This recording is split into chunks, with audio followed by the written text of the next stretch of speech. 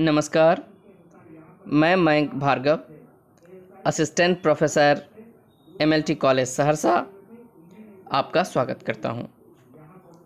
आज हम लोग शिवदान सिंह चौहान पर चर्चा करेंगे, जो स्नातकोत्तर हिंदी सेमेस्टर 4 के पत्र 16 का अंश है। इस विषय पर एक संवाद आपसे पूर्व भी हो चुका है। हमारे विद्यार्थी मित्र उस संवाद के द्वारा शिवदान सिंह चौहान की पृष्ठभूमि से परिचित हो चुके हैं। आज का यह संवाद उस पृष्ठभूमि पर शिवदान सिंह चौहान पर अगला संवाद है, जिसमें हम लोग उनके आलोचना साहित्य से परिचित होंगे। शिवदान सिंह चौहान की प्रमुख पुस्तकों के बारे में हम लोग देख चुके हैं। यह भी चर्चा हुई थी कि उनके लेखकीय जीवन की शुरुआत भारत में प्रगतिशील साहित्य की आवश्यकता शीर्षक लेख से हुई, और यही वह लेख है जिसका वह एक तरह से आजीवन विस्तार करते रहे। इस लेख के प्रस्थान बिंदु उनके दिमाग में हमेशा स्पष्ट रहे। शिवदान सिंह चौहान में मार्क्सवाद की व्यापक समझ थी, और इसके साथ साथ भारतीय वर्ण व्यवस्था का विरोध भी वह करते थे। एक तरफ साम्राज्यवाद, पूंजीवाद, फासीवाद की पहचान थी उन्हें, तो दूसरी तरफ तत्कालीन भारत में उभरती सांप्रदायिकता की समस्या भी उनकी निगाह में थी, और इस वैचारिक पृष्ठभूमि के साथ उन्होंने अपनी आलोचना की शुरुआत की थी। इस पर भी थोड़ी चर्चा हुई थी कि भारत में, विशेषकर हिंदी में, प्रगतिशील आलोचना की आधारशिला का श्रेय शिवदान सिंह चौहान को जाता है। उन्होंने इस प्रगतिशील आलोचना की आधारशिला रखी और उसका प्रभाव विस्तार भी किया, और चर्चा हो चुकी है कि कैसे प्रगतिशील आलोचना पर केंद्रित पहला लेख शिवदान सिंह चौहान का ही था। भारत में प्रगतिशील साहित्य की आवश्यकता, पहली पुस्तक प्रगतिवाद चौहान सर की ही थी। प्रगतिशील लेखक संघ से वह हमेशा जुड़े रहे, हंस और आलोचना जैसी पत्रिकाओं के संस्थापक रहे, और प्रगतिशील साहित्य पर जब भी कोई आक्रमण होता था तो उसका उत्तर वह देते थे। इस पृष्ठभूमि के बाद आज हम लोग शिवदान सिंह चौहान की आलोचना को समझने का थोड़ा प्रयत्न करेंगे। उनकी आलोचना का बीज बिंदु अगर कहेंगे तो वह है जनवाद, जनभाषा और जनपक्षधरता। इन तीन चीजों पर वह हमेशा बल देते रहे। उनकी साहित्यिक समझ जनता के पक्ष में खड़े होने की थी, और इसलिए वह जनभाषाओं को भी बहुत प्रमुखता देते थे। जिस लेख की चर्चा हो रही थी, भारत में प्रगतिशील साहित्य की आवश्यकता, उसी लेख में शिवदान सिंह चौहान की एक स्थापना है कि हिंदी की समस्त साहित्यिक परंपरा की तुलना में ग्राम गीत ज्यादा प्रगतिशील हैं, क्योंकि गांव के जो गीत हैं, आम जनता के द्वारा गाए जाने वाले गीत, वो उनकी भावनाओं की सीधी अभिव्यक्ति करते हैं, और जो परंपरागत साहित्य है वह प्रतिक्रियावादी शक्तियों के साथ खड़ा हो दिखता है, और ग्राम गीत प्रतिक्रियावादी शक्तियों के खिलाफ आम जनता की क्रांतिकारी भावनाओं की सीधी अभिव्यक्ति करते हैं। इस स्थापना पर विवाद हो सकता है, और हुआ भी है, क्योंकि समस्त साहित्यिक परंपरा को प्रतिक्रियावादी सिद्ध करना कोई समझदारी का कार्य नहीं हो सकता। इसमें तत्कालीन प्रगतिवादी आंदोलन से उपजा उत्साह ज्यादा दिखाई देता है। पर इस स्थापना की जो मूल बात है वह है ग्राम गीतों को प्रमुखता देना।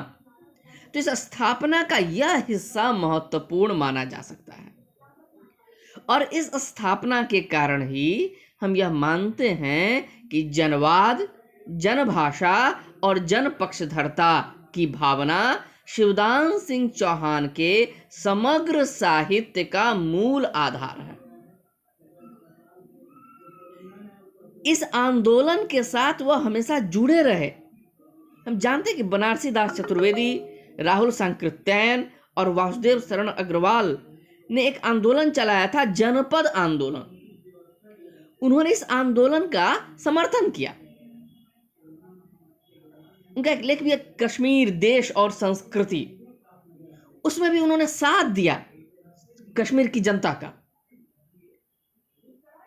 तो यह जो भावना है, इसी पर शिवदान सिंह चौहान की आगे की आलोचना केंद्रित हुई है। पर जैसा कहा गया कि इस तरह की स्थापना में एक अतिरेक भी है, जिसका परिणाम यह हुआ कि शिवदान सिंह चौहान की छवि एक भंजक आलोचक की बन गई, जो हमेशा परंपरा को तोड़ता है। उन पर बहुत सारे आक्रमण हुए, किनारे कर दिया। खुद प्रगतिशील आंदोलन ने उनसे किनारा कर लिया। उन पर प्रगतिशील आंदोलन के भीतर से आक्रमण हुए और लगता है कि कहीं ना कहीं शिवदान सिंह चौहान ने भी थोड़ा समझा कि इस प्रकार की स्थापना बहुत उचित नहीं है, क्योंकि उस लेख को फिर उन्होंने दोबारा प्रकाशित नहीं करवाया, किसी पुस्तक में स्थान नहीं दिया। लेकिन यह समझना होगा कि अगर यह उत्साह शिवदान सिंह चौहान में दिखाई देता है तो यह केवल उनकी अपनी कमी नहीं थी, यह तत्कालीन प्रगतिशील आंदोलन की कमी थी, जो एक संकीर्णतावादी सोच से परिचालित हो रहा था। कम्युनिस्ट पार्टी के सिद्धांतों से तत्कालीन प्रगतिशील आंदोलन सीधे सीधे प्रेरणा पाता था और राजनैतिक गतिविधि से सीधे प्रभावित होने के कारण इस प्रकार की कमियां उनमें दिखाई देती हैं। और केवल उनमें ही नहीं, तत्कालीन संपूर्ण प्रगतिशील आंदोलन में शुरू में यह उत्साह ज्यादा दिखाई दिया। बाद में प्रगतिशील आंदोलन ने यह समझा कि नहीं, परंपरा का सही मूल्यांकन होना चाहिए, और रामविलास शर्मा जैसे आलोचक जो प्रगतिशील आंदोलन की उपज हैं, और उन्होंने परंपरा का समग्र मूल्यांकन बहुत सही तरीके से किया।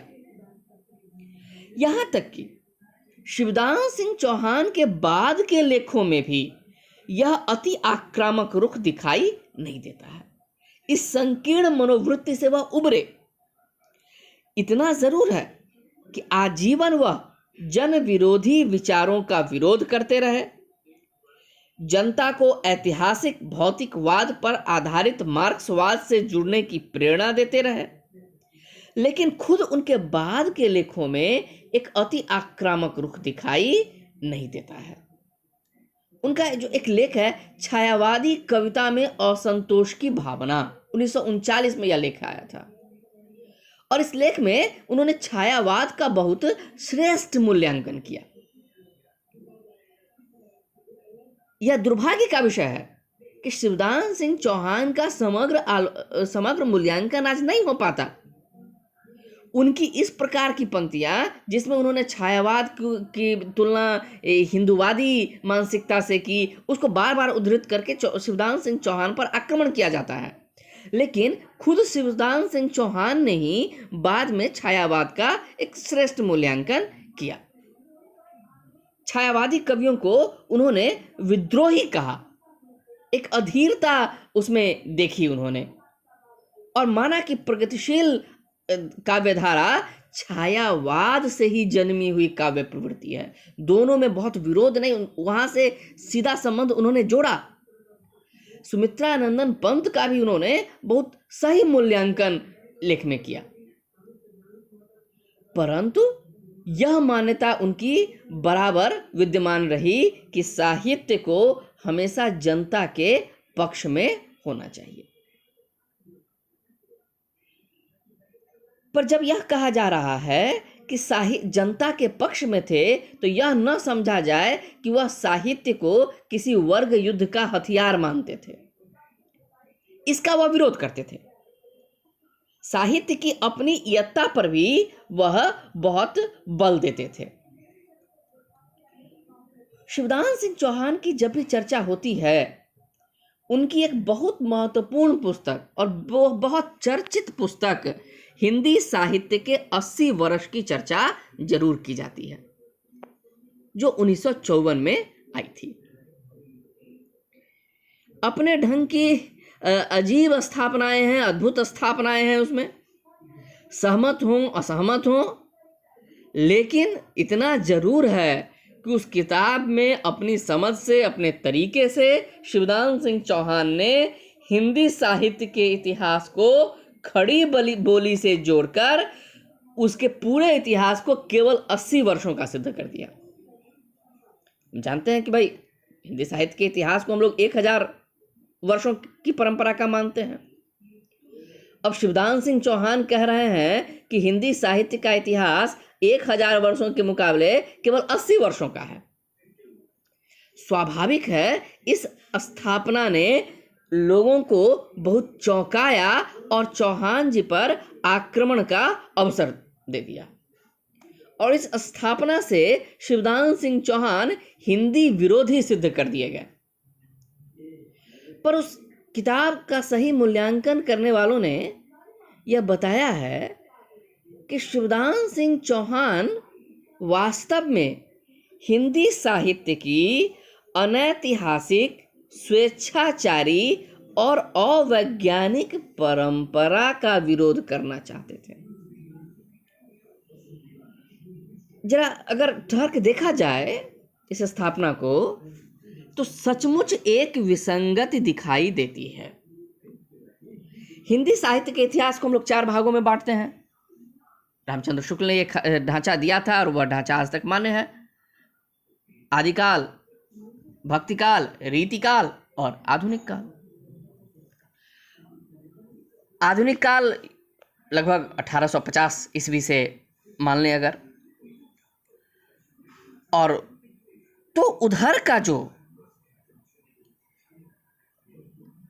कालक्रम है आदिकाल, भक्तिकाल, रीतिकाल का, उसमें देखें तो वहां पर हिंदी साहित्य के इतिहास में हिंदी प्रदेश की समस्त जनपदीय भाषाओं का साहित्य शामिल किया जाता है। अवधी का साहित्य हो, ब्रज का साहित्य हो, मैथिली का साहित्य हो, राजस्थान में मिला साहित्य हो, यह सब साहित्य और उचित शामिल किया जाता है। यह सब हिंदी के ही रूप हैं। हिंदी प्रदेश उस समय अपने आप को इसी भाषा में अभिव्यक्त कर रहा था, तो इसलिए इसमें कोई दो राय नहीं है कि वह हिंदी की ही का अपना साहित्य है। परंतु जब हम इस मान्यता से शुरू करते हैं, तो आधुनिक काल में जब आते हैं, तो आधुनिक काल में केवल खड़ी बोली के साहित्य को क्यों शामिल किया जाता है? आधुनिक काल में यदि कोई कवि अवधी में लिख रहा है, और ऐसे हैं कवि, बहुत सारे कवि अवधी में रचना कर रहे हैं। पढ़ीस का नाम ले सकते हैं हम लोग। बहुत सारे कवि हैं जो अवधी में रचना कर रहे हैं, ब्रज में रचना कर रहे हैं। परंतु आधुनिक काल के साहित्य पर बात करते हुए इन कवियों पर तो बात नहीं की जाती है। जनपदीय भाषाओं का साहित्य आधुनिक काल में छोड़ दिया जाता है। तो यदि इस मान्यता से चलेंगे कि आधुनिक काल में हिंदी साहित्य केवल खड़ी बोली का साहित्य है, तब तो आदिकाल, मध्यकाल सब में इस मान्यता से ही चलना पड़ेगा।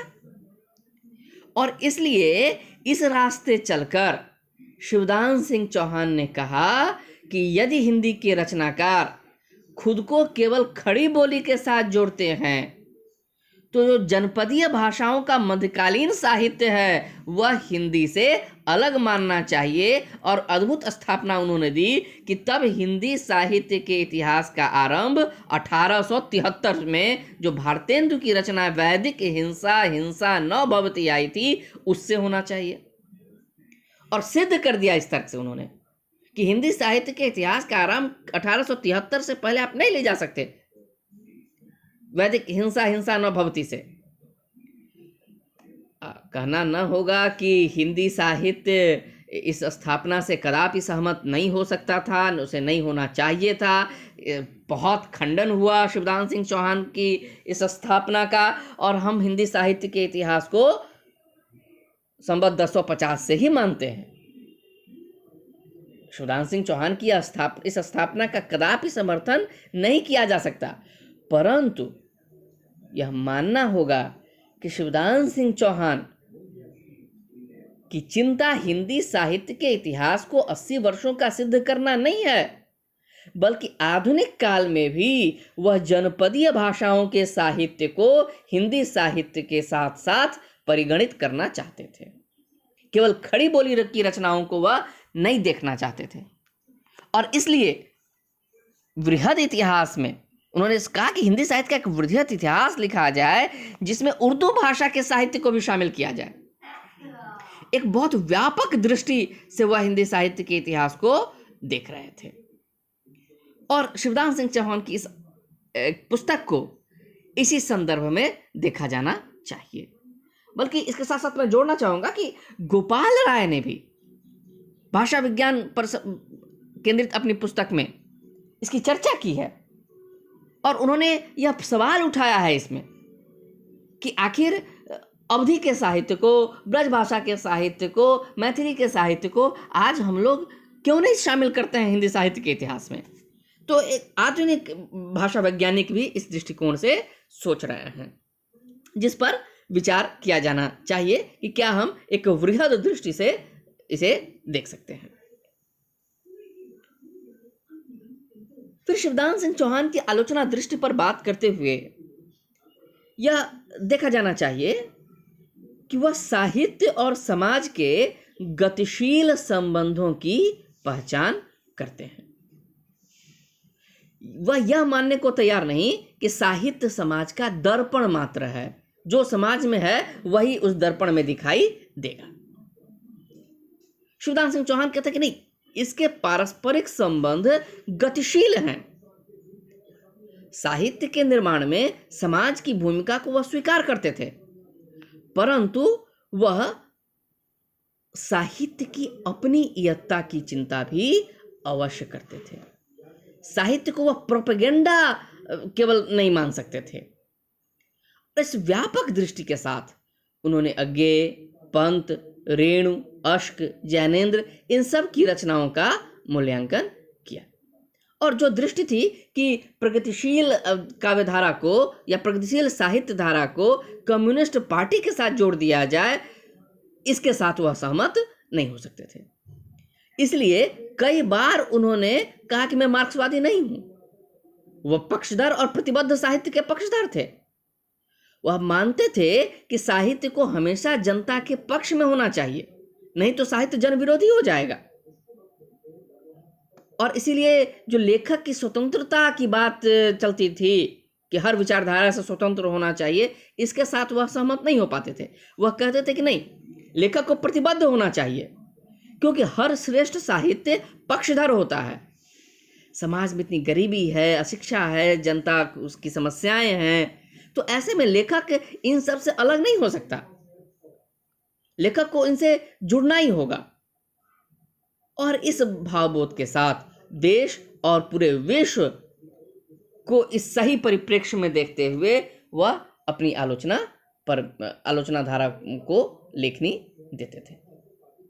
और बहुत सारी स्थापनाएं उन्होंने ऐसी की जो आज भी देखने योग्य है।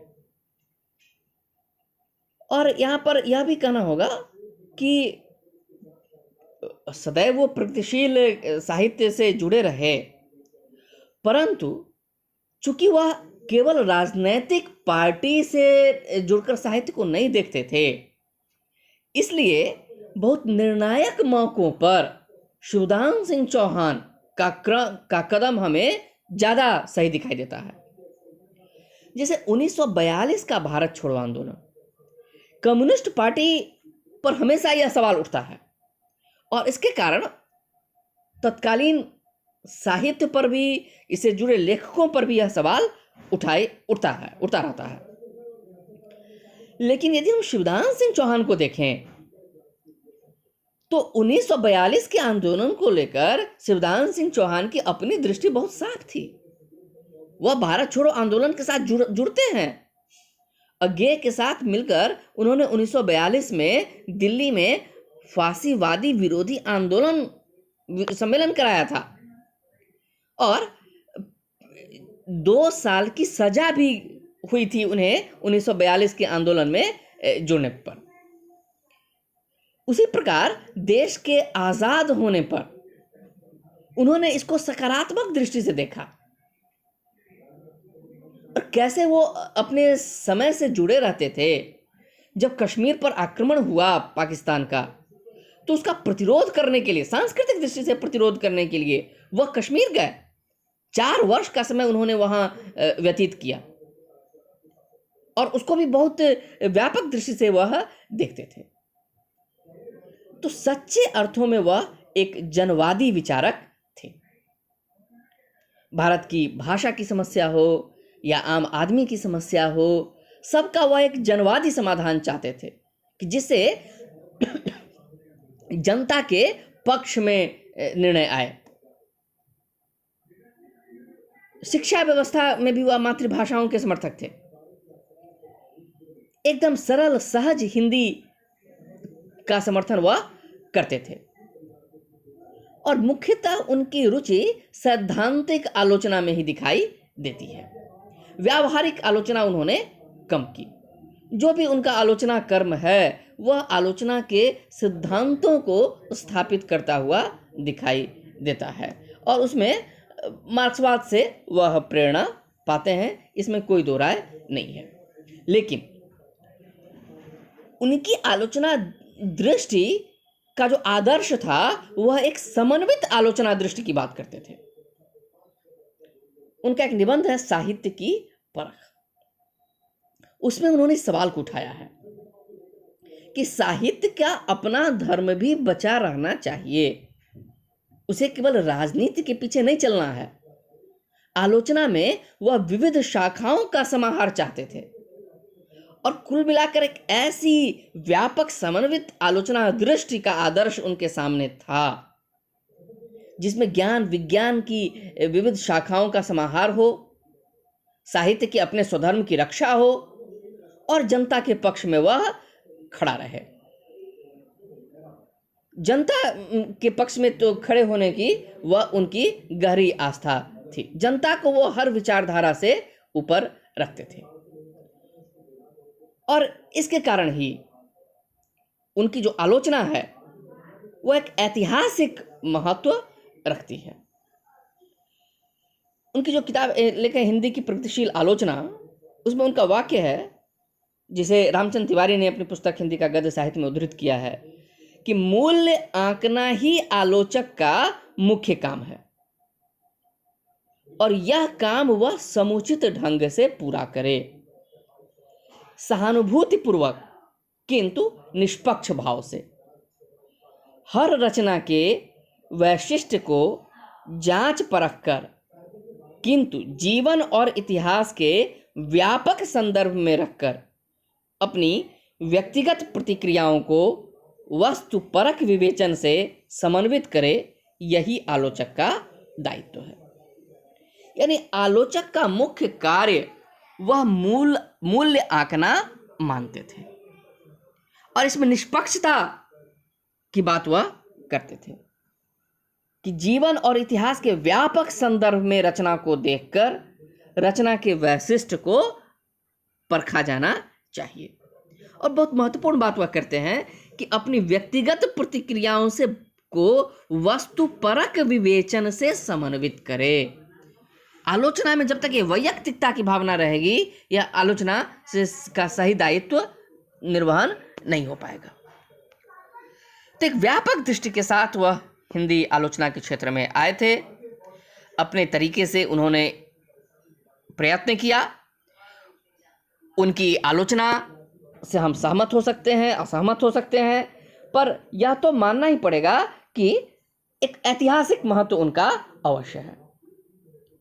प्रेम कुमार मणि ने फेसबुक पर अपने एक लेख में शिवदान सिंह चौहान की तुलना डॉक्टर अंबेडकर से की है।